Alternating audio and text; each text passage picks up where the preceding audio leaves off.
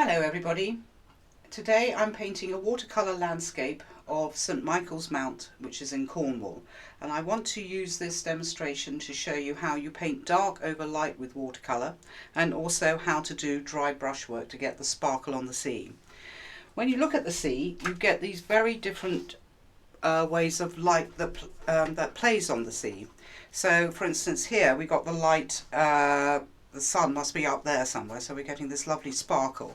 And here I've got another lovely picture of the Minack Theatre, where the sun is up there and you're getting this very bright sparkle on the sea, and then anything in front of that is more or less thrown into silhouette, and that will give you the light. If you get the darks right, you get the light right.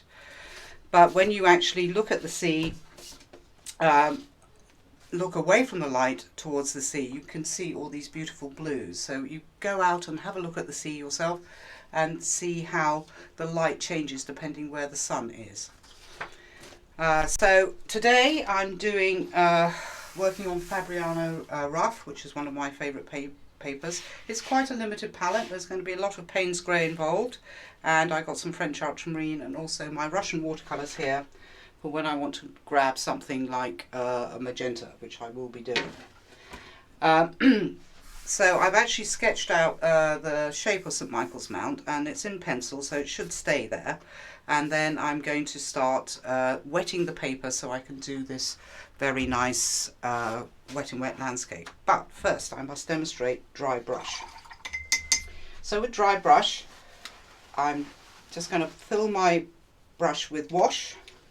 I'm going to dab it against this, and then I'm going to put it on here, and you can see as the paint runs out it's just picking up the texture of the paper. And it's always a good idea to have a practice sheet here, because the first stroke you often do is quite full of paint, and then as the paint dissipates you will get more sparkle. So again, I'm just filling the brush with water, drying it on a kitchen towel with wash rather, and then I can just go on here and you get this nice sparkle. You can see, and then you can add to it, and then there's hardly any paint left here, but it's getting that nice sparkly effect that I want for the light on the sea. Right, so with most skies and most working wet and wet, I'm going to wet the area first. So this is the picture. Unfortunately I haven't got anywhere to put it so you can see it.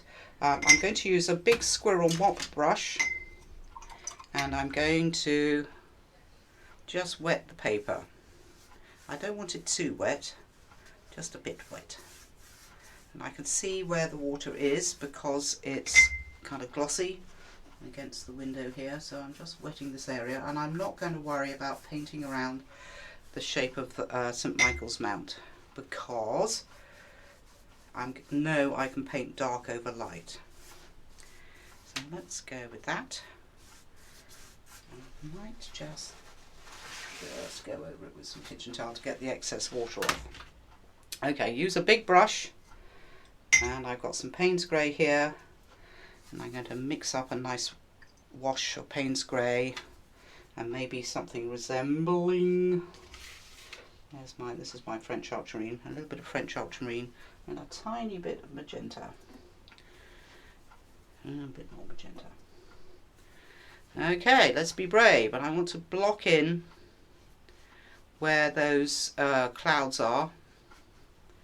And I'm just going to throw a little bit more water at this, and then we've got this this very dark purpley cloud, and I've run out of paint already, so French ultramarine, Payne's grey, magenta, and I want to go in here to get that nice darkness, that dramatic sky. Oops, I don't want my horizon going uphill. So I'm just throwing water at this to soften edges and to make the paint flow better. Let's have a bit more dark in there maybe, and then over here. So I'm just going to actually put water in there, hoping it's going to push away the pigment. And then over here, this is very dark, so I think I need some more wash. A bit of Payne's grey, French ultramarine, magenta,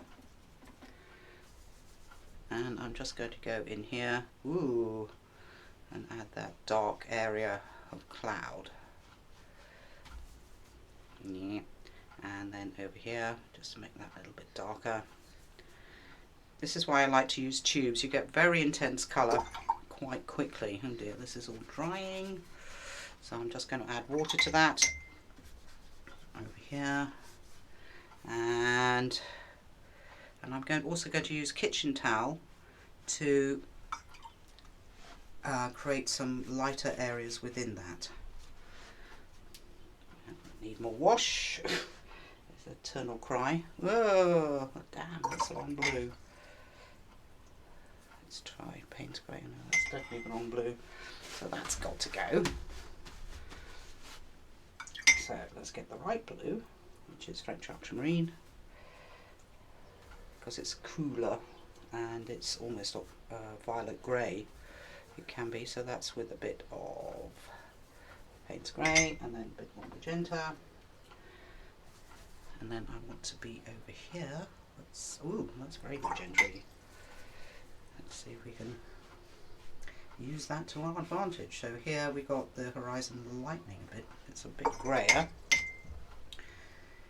So painting wet and wet, you often have to paint like the clappers and then bring it back. You can go back into it and bring out details.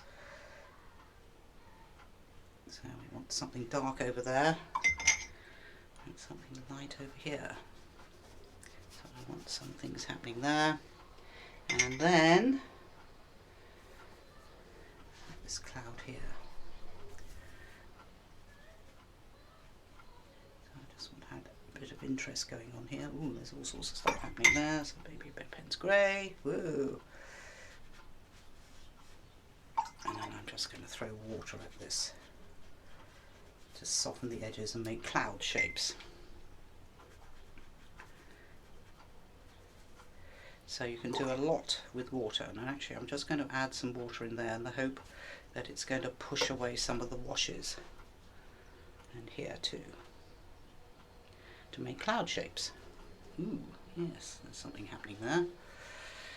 A little bit, something interesting there, and then I'm going to attack it with a bit of kitchen towel to get some lighter areas in there, like here for instance.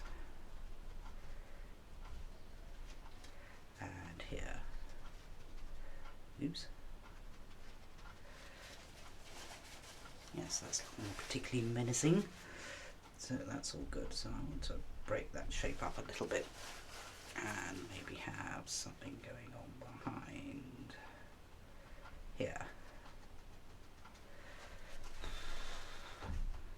And behind there. Ooh, I think that needs bit more Payne's grey in it. So I'm just going to drop in some colour here, just pick it up and drop it in and see what happens, really. Alright, okay, and then I want some lighter areas around here.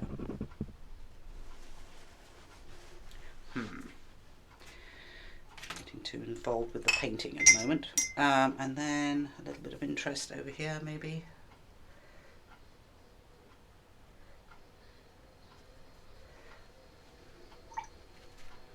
And some French ultramarine, magenta. Ooh, that's magenta. Let's have some more French ultramarine, which is my painting way of making purple. And then test it out and finding out that it's really, really purple. So more Payne's grey, I think. And there's a little bit of interest in there. I'm dropping it in to make those cloud shapes, those dramatic cloud shapes. Make a little bit in here too. And over here, why not? Ah, it's dry. No, I'm fiddling, so I will stop fiddling. So I'm just going to add a bit of water to that, and a bit of water over here to break up that shape a bit. Now, the dreaded fiddling. So I've got this, I'm going to leave that and hope that it's going to dry in shapes that I like. Ooh. Ah. Squiggle that around a bit. Okay, so now I want to do my sea, and it's not quite the same colour as the sky. It's got this warmth to it. So I'm going to mix up this wash again, which is Payne's Grey Magenta and something else, French Ultramarine, and add a bit of yellow ochre to that and see what colour that is. Now, where's my test piece of paper? So it's always useful to have a test piece of paper. No, that's too grey, so let's have a little bit more yellow ochre in there. Ooh. And a little bit more magenta. I wonder what that will do. So something very peculiar. Oh yes, that's very peculiar. Yeah. So let's throw some French Ultramarine at that and see if I like that colour. No, I want it a bit warmer still. A bit of yellow ochre. So I want it reasonably dark. So that's not bad. And then I'm going to have a bit of wash of yellow ochre knocking around. And then I have my wash of Payne's Grey as well. So first things I want to do is do the dry brush. I'm just checking to see if that's wet or not. Yeah, it probably is, but let's do it anyway. So I'm going to do my dry brush. So first, I want to see what it looks like. That's pretty good. I might change my brush though to my medium size one, which has disappeared on me. I suppose it is that one. Right. Okay, let's be brave. The trick with watercolour is you have to be brave. Get myself some kitchen towel. And I'm going to try and do some dry brush. And here it's almost pure light, so I want this very dry. And I want to have a little bit of sparkle going on there. And that's maybe a bit too dry. And coming down here. So just picking up the texture of the paper. No, I don't like that brush. I'm going to use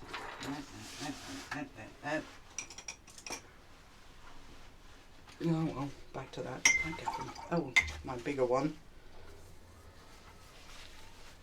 Again, so drying the brush, testing it on a piece of paper, and getting most of the paint off. And then I'm going to have a nice sparkly time, creating this sparkle on the sea.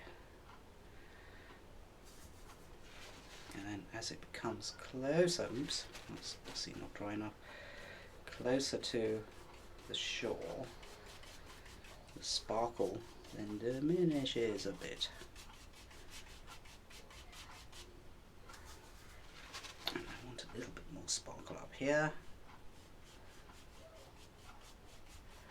And some sparkles lying in the sea. So this worked really well actually with this big brush.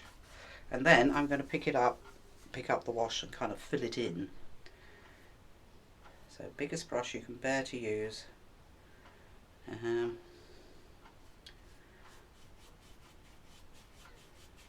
And you start filling in the sea. I want to try and be a little bit neater around here.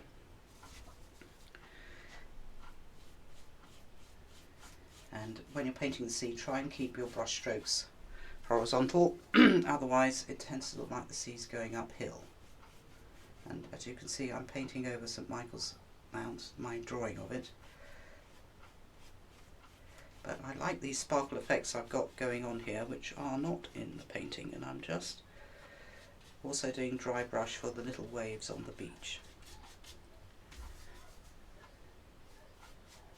There we go. Ooh, nice sparkle. Look at that. Very nice. I'm just about to run out of paint, so I want to fill in these edges. And bring that together.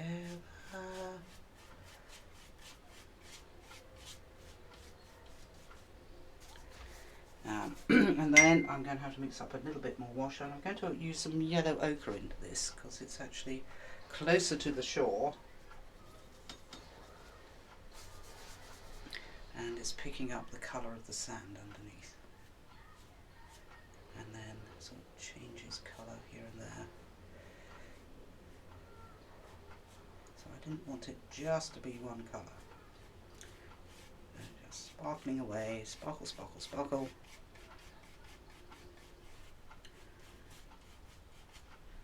So I think I'm probably going to leave that. That's probably a good idea.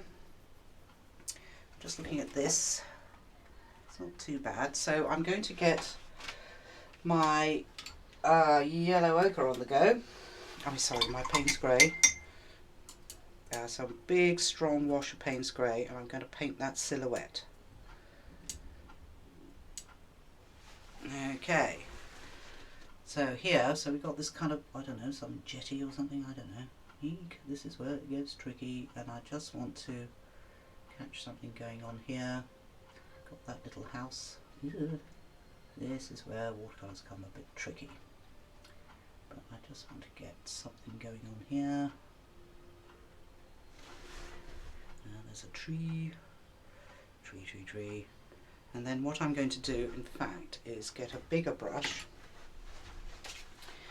And I want to fill in most of this area, because the fiddly bit of the silhouette is going to, sorry, I'm thinking about painting now.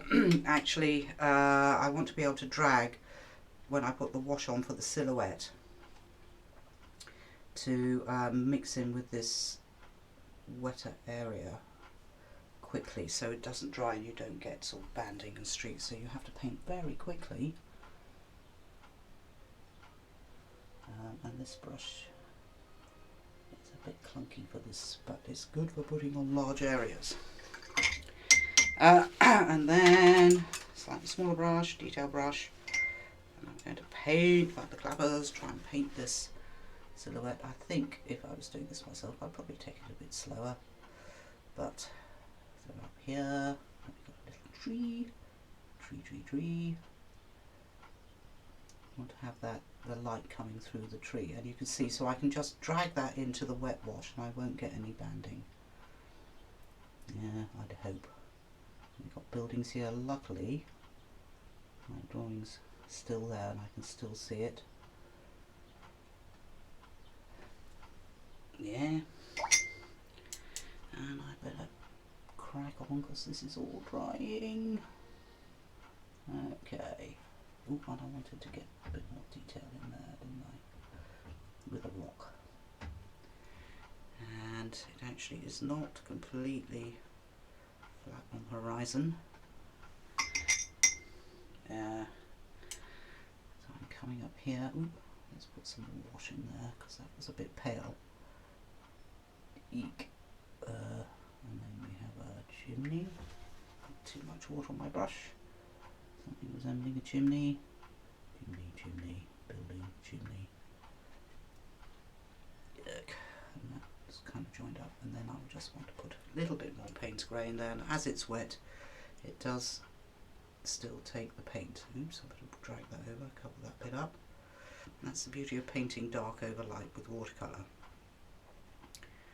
So there's a lot of nice wash in there, but there is some interest in, you can see in some micros mounts, so I'm just putting on some pure yellow, because obviously that's lawns or something.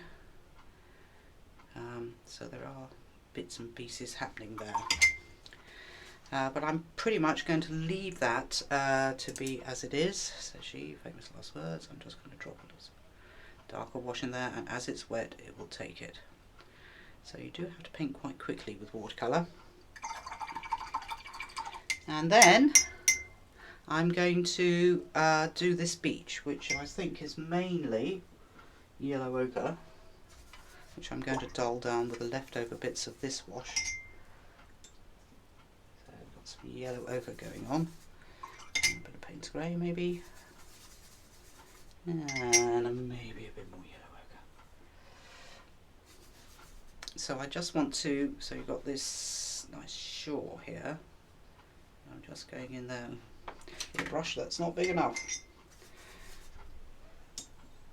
So you can tell when it's not big enough, when it doesn't hold the paint you want it to hold. So just here, And then I'm going to do a little bit of dry brush here too. No, it's more wet brush actually, just to get that idea of breaking waves. And you've got this nice lit sea here, which is a nice warm colour. And then as it goes further away, it's getting a bit duller. So again, yellow ochre over here, so I do want it to be a slightly different colour. And if I can get that going in time, no, yes, maybe. We're getting a slightly warmer colour here with the texture of the sand. But this brush is not big enough. As you can see, I run out, so I want always use the biggest brush you can bear to use. So got some nice different colours going on there.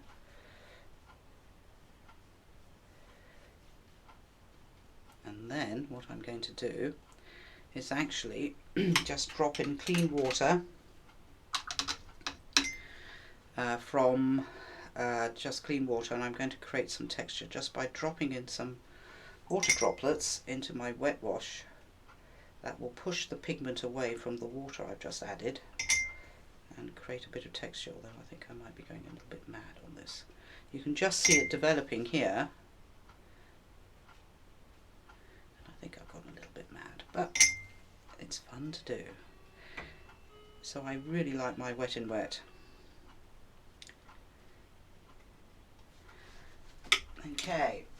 Okay, so that's it for today. Here we are, St Michael's Mount, lickety split, very quick to paint.